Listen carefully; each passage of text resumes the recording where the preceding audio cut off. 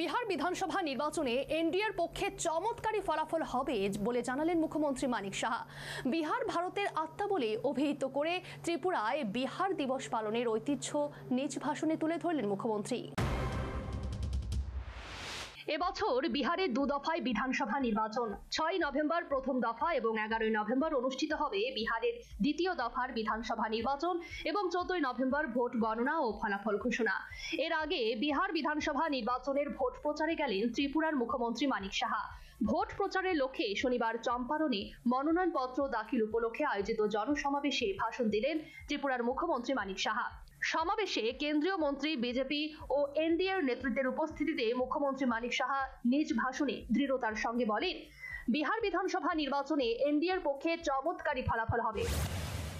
और यहाँ पर कहा गया है ये 9 सीट चंपारण में है और ये 9 सीट में मैं समझता हूँ लास्ट ईयर 8 सीट जीत पाया है और इस बार 9 सीट में जीत हासिल होगा, इतना तो मैं कह सकता हूँ।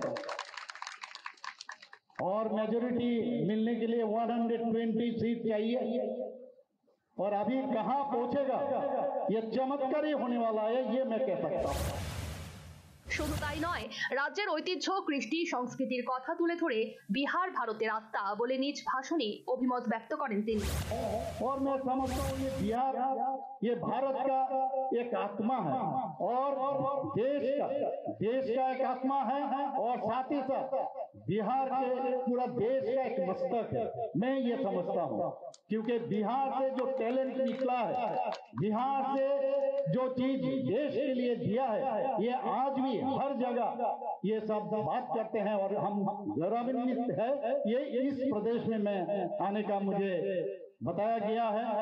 और इस देश में ये मैं समझता हूँ ये भारत में ये बिहार एक गले का हार है और भगवान बुद्ध और भगवान महावीर का ज्ञान प्रदान का ये एक स्थान है। চম্পারণে এনডিএ প্রার্থীরা ৯টি আসনে জয়লাভ করবে সে আশা ব্যক্ত করে তিনি ত্রিপুরা সুন্দরী মায়ের আশীর্বাদ নিয়ে বিহারে এসেছেন বলে জানিয়েছেন মুখ্যমন্ত্রী মানিক সাহা।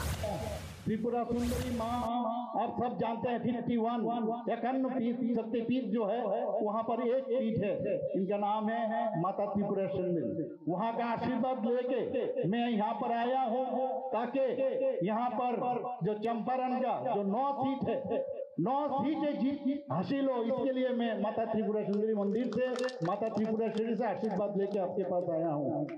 आज यहाँ पर मेरे पूर्ववर्ती वक्ता उन्होंने बताया त्रिपुरा में क्या हाल था।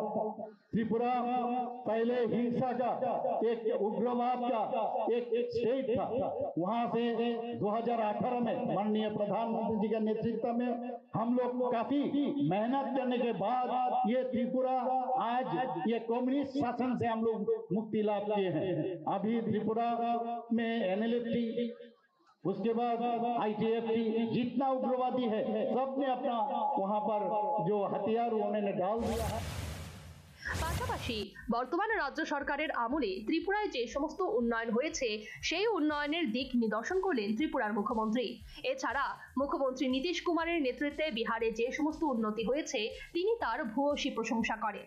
সর্বোপরি বিহার বিধানসভা নির্বাচনে এনডিএর পক্ষে চমৎকারী ফলাফল হবে বলে দৃঢ়তার সঙ্গে জানালেন মুখ্যমন্ত্রী মানিক সাহা। শুধু তাই নয়, বিহারের কৃষ্টি, সংস্কৃতি, ঐতিহ্য তুলে ধরে তিনি বিহারকে ভারতের আত্মা বলে অভিহিত করলেন এবং এক্ষেত্রে ভোট প্রচারে তিনি ত্রিপুরা সুন্দরী মায়ের আশীর্বাদ নিয়ে বিহারে এসেছেন বলে তিনি জনসমাবেশে নিজ ভাষণে জানিয়েছেন। এমনকি বিহারকে তার সেকেন্ড হোম বলে আবেগের সুরে জানালেন ত্রিপুরার মুখ্যমন্ত্রী Manik Saha. Bureau report, News vanguard.